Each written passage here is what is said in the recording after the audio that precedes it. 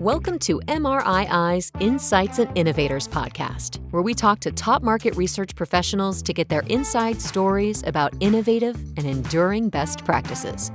Today's episode is sponsored by Sawtooth Software.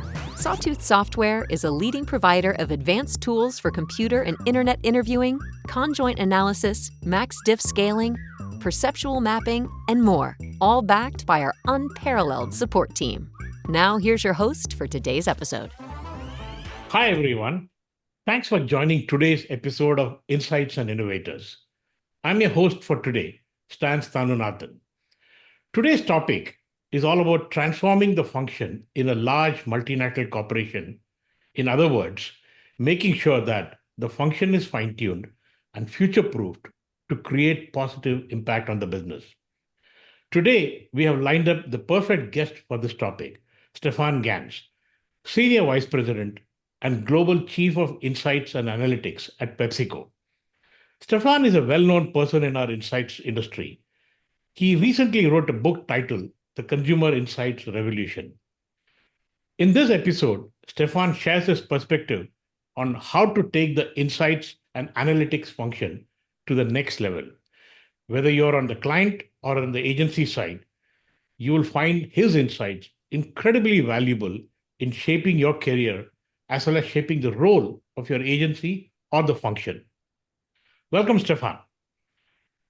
Thank you, Stan. Great to be here. Now, I'd like to ask you a few questions about you. But before that, I want to ask you about the book that you have written recently. Can you tell me what is the biggest takeaway from your new book, The Consumer Insights Revolution? What is the single most important thing you want our listeners to know? I think, thanks for the question, Stan. And by the way, I haven't written the book by myself, right? Co-authored it with 3 others. Mm-hmm.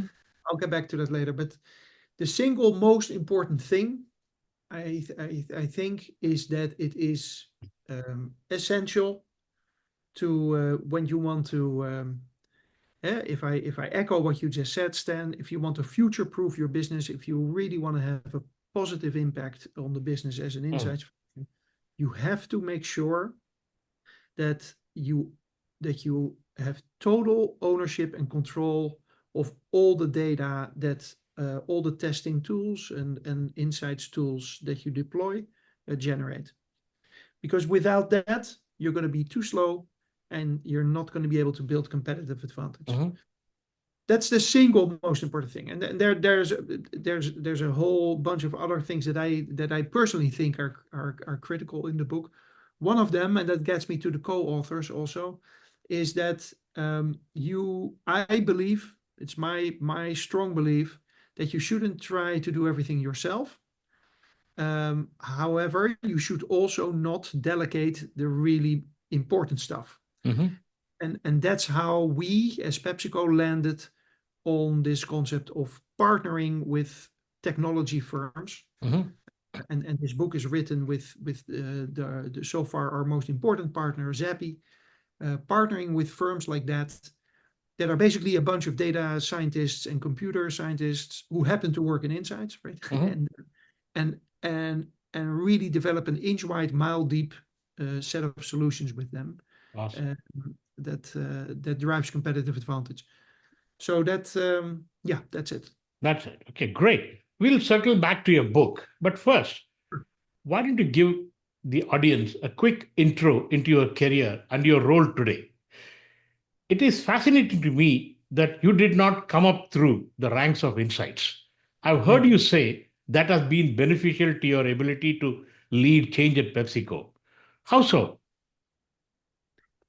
So I'm a marketer by training, 15 years of Unilever of doing that, then 10 years of consultancy, marketing consultancy, most of that time as an entrepreneur, so as the CEO and co-owner of a consultancy firm. And then I was approached for this role in PepsiCo. And to your point, Stan, I think the fact that I've worked very closely with consumer insights function all my career. Mm-hmm. And, when I started in this role 7 years ago, but I've never really done it myself. And there's a benefit to that, in that you can. I think I've always been sufficiently informed about what insights, let's say, could be, or you could argue should be. But I haven't been bothered by this is just the way we do things, because right. And so I came to the role with both a lot of background and relevant experience, but also a whole bunch of naivety about the way things go. And I think that's actually, if you want to drive change, if you want to drive real change, it's actually great to put a leader in charge who who's knowledgeable enough about the playing field, but not bogged down in certain ways of working. Awesome.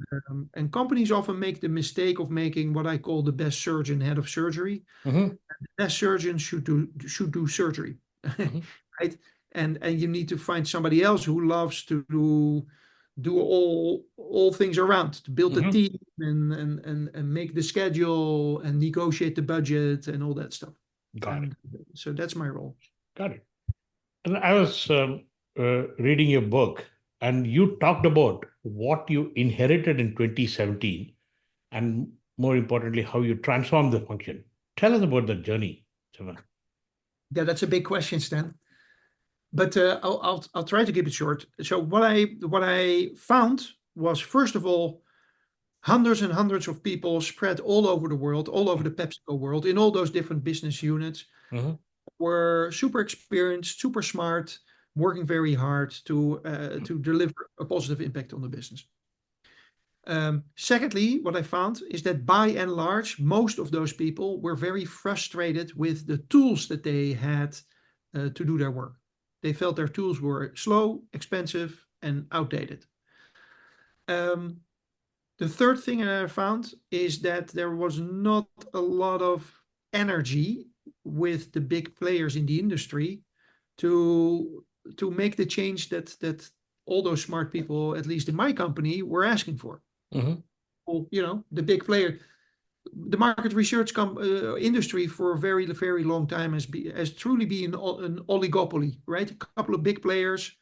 They don't really have a lot of incentive to change things because they're making their margins and things are going well. And so that really urged me to look, to assemble a team together and say, how are we as a global leadership team, about a group of 15 people that in Pepsico we call the Global Insights Council. I think you had a very similar type of setup in Unilever when you led Insights in Unilever, Stan. We ran the function with the Global Insights Council and still run the function with that council. And we made agreements. We said these are the top 5 priorities of things that we want to tackle. And then we made very clear agreements on who's going to do what and how we're going to help all those local businesses and ultimately deliver what I call the global might for the local fight, right? So how looking for ways to leverage our scale. So the insights leader in Spain or Argentina or Russia or Canada can do her or his job better. Awesome. The journey has been an incredible journey. As I read through the book, it was quite fascinating. If you can distill it into 2 or 3 critical success factors that actually drove this transformation, that will be wonderful. One, develop superior tools, not only tools that are cheaper or that are faster, but tools that are cheaper, faster, and better, and do that in partnership with external companies, so you can really drive speed because the agility of that setup. That's one. And 2, don't make the mistake to think that if you hand somebody a new tool, that she or he is then going to do their work differently. What typically happens certainly in large organizations is that you can give people different ways of, different tools, different toolkits and different capabilities. but the way things are usually being done, the weight of that is so heavy that people are pushed into just doing keeping with doing their work the way they've always done it. So you have to. It's not just about the capabilities in the tools. It's really as much about change management, helping people figure out what new type of role they can play. And three, the third point, and sorry for the cliche, approach it like a marathon, not a series of sprints. Because it's, this is the first time in my career that I'm doing a job for 7 years. I hope to be doing it for a bit longer. I'm loving it every day. But this is not a job anybody can do for, people can do it for 2 or 3 years. But then you are absolutely not going to drive the impact that is required. So those are the three most important things that come to mind. Very, very, very interesting and useful. So you've been on the journey for almost 7 years now. What next in this journey? That's such a great question, Stan. Every November, there's the New York City Marathon, like the first weekend of November. And last November, there was an Instagram post that I came across from somebody who had been standing by the sidelines cheering on a friend. And he had a sign up, and I took that picture and used it a lot. And the sign said, "You're doing great, but due to inflation, the finish line is now at 43.6 miles instead of what it normally is." I forgot the number. Thankfully, I've never run a marathon myself, you can tell. But anyway, that's the reality. If you're transforming a function in a business environment like today's business environment, and specifically in a company like that is as agile and as dynamic as Pepsico, people are running away with the finish line for you. I mean, so there is no. So back to your question, Stan. What's next? It's staying at it and getting more and more closer to driving business impact. Awesome. That's what we're doing. So, having been in this game for a fair amount of time, you have seen the function evolve over time. And interestingly, you've been on both sides of the table. So therefore, your perspective on how the function has evolved would be incredibly valuable, having seen it from both sides of the fence.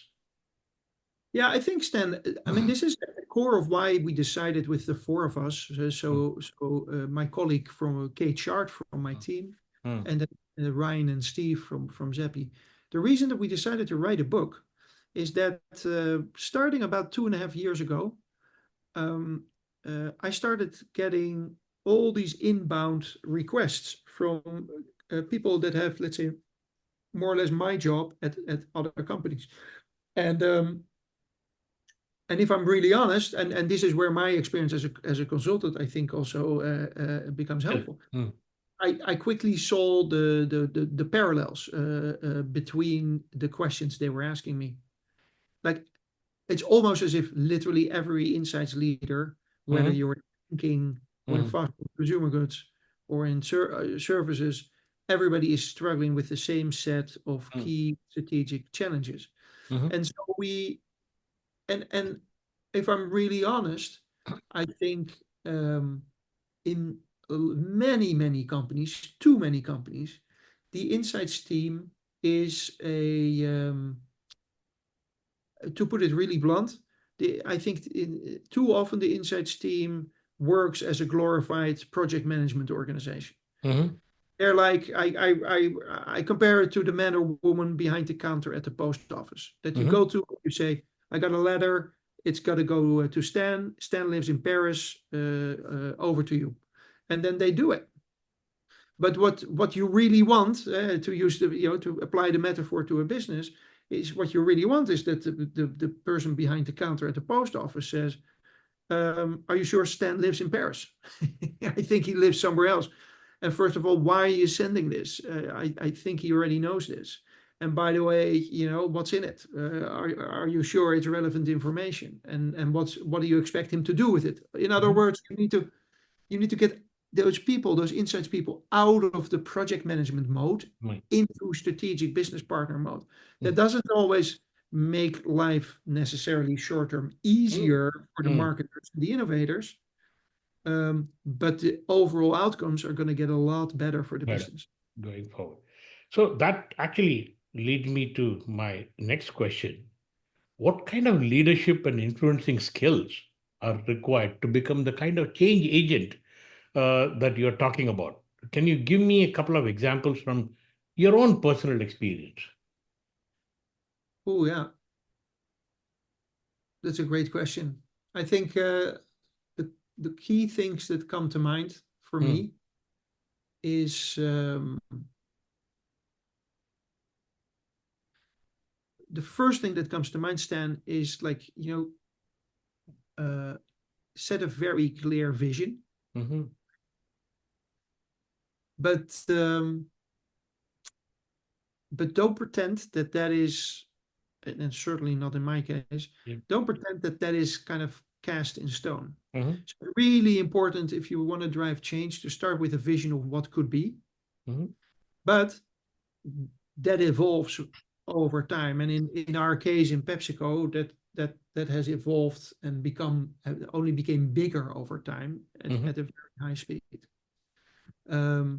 So having a vision is very important, and communicating about it is very important, but the vision needs to be able to morph constantly. And even though at a very high level it may remain, about the same key outcomes, but you need to constantly evolve it, and that's one.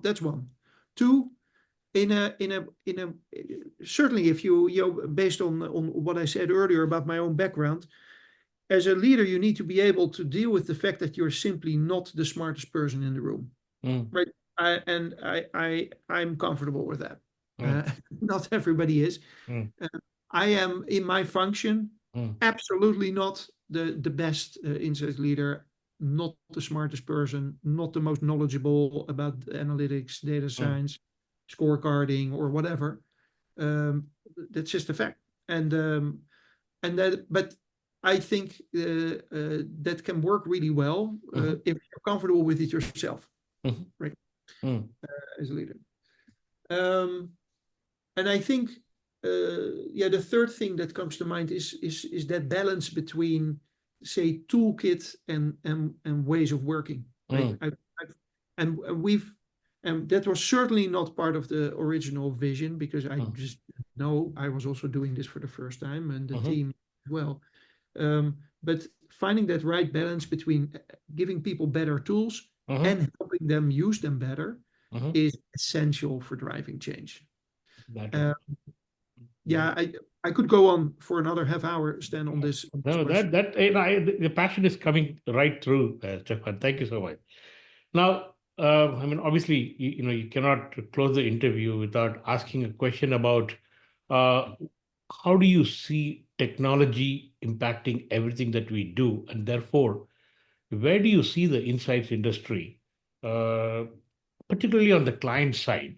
Let's say 2 years down the road, because in the long run, I don't even know how things will change. But let's take a shorter term view. Yeah. I feel so lucky that over the past week, I spent 4 days with 30 colleagues from senior colleagues from Pepsico at Stanford University in the Bay Area to talk about the impact that artificial intelligence can and will, or maybe should have, on our business. Not just insights, but I was just the one insights person there, but there's very cross-functional. It's so first of all, back to the very first question you asked me in this interview, Stan, when you said, "Look, what's the most important thing that people should get from that book, from the transformation journey we've been on?" My answer was about getting control of your data and being the master of your own data, because that is where the source of competitive advantage ultimately sits. in the age of AI, right? And you've written a book on AI yourself, right? So you know this arguably even better than I do. AI is only useful if you can feed it with relevant data. Exactly. And Exactly. so what I feel is, the journey we've been on for the last 7 years is great. We now have control of these important data sets, but it's like, to my earlier point about the finish line running away from you. It's only just begun because now we have the data, and now we are actually well positioned to really start leveraging AI for Mm, superior, not just superior insight, but superior deployment of insights capabilities. So to so that we're making sure that mm, that that the right type of human centricity, mhm. fingertips of everybody who is involved in commercial decision making. And that is where AI can play an incredibly powerful. Important, important role. One last question, Stefan. Are there a couple of threats that you see lurking around the corner that could disrupt who we are, what we do? Yeah, I think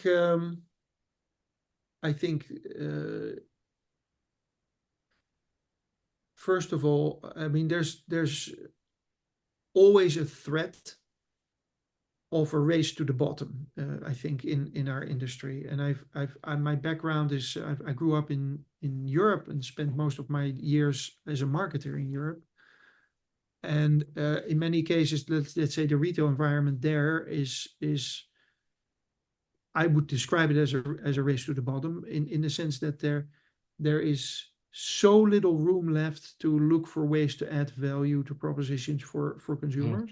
mm, And that is now exacerbated, with the fact that life has become a lot more expensive for mm, for for everybody in the United States as well, which basically means that it becomes even more important than ever before to to be very clear about why your brand, why your mm, product is worth paying more for.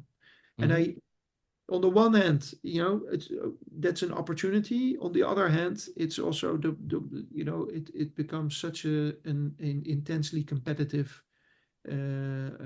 situation that I worry sometimes that we are getting even more impatient with innovations, and that we're getting even more impatient with really leveraging consumer insights for mm, competitive advantage and relevant propositions. So that is one thing. I think another thing is that what I see for the industry.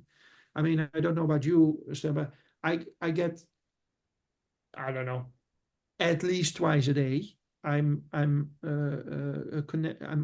contacted by companies I don't know, who say that their AI-driven solution is going to make all the difference to my work, and I feel that technology is we run a risk of technology, going in all these different directions, and then we lose the authentic quality that consumer insights needs to bring to decision making, right?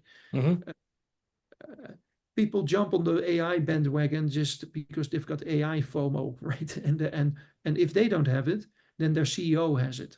mm, And so, and so I think we need to be strong as insights functions and educate companies that you need a right balance of mm, what I like to call between big and thick data, right? I mean, mm, you still very often, not always, but very often need qualitative, very inch wide, mile deep insights into mm. understanding why people do what they do. Data can't tell you everything. Awesome. Stefan, thank you so much for a really, really stimulating sessions today. I'm really grateful to you for having spared this time for us. And to all the audience, the book that he has co-authored, The Consumer Insights Revolution, Transforming Market Research for Competitive Advantage, is a book that I would recommend personally. It'll really make you think about your role a little bit differently So thank you again, Stephan. Take care. Thanks for joining MRII's Insights and Innovators podcast. Be sure to subscribe and listen to all of our podcast episodes and visit us at mrii.org for more insights for market research professionals.